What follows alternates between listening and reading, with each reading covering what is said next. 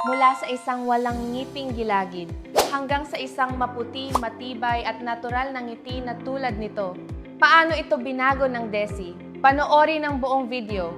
Ito si Miss Judita Chu.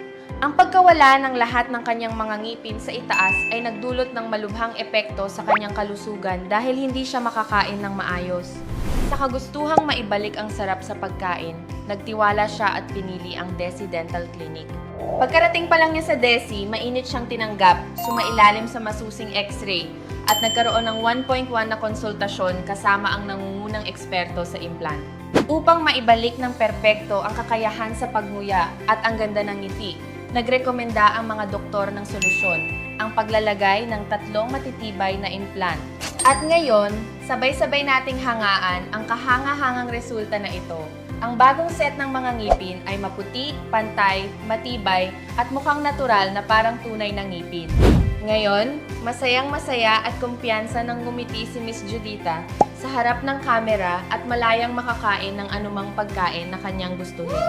The dentist have empathy, understanding, and nice. Kung ikaw o ang iyong mga mahal sa buhay ay nakakaranas din ng pagkawala ng ngipin tulad ni Miss Judita Chu, huwag mag-atubili.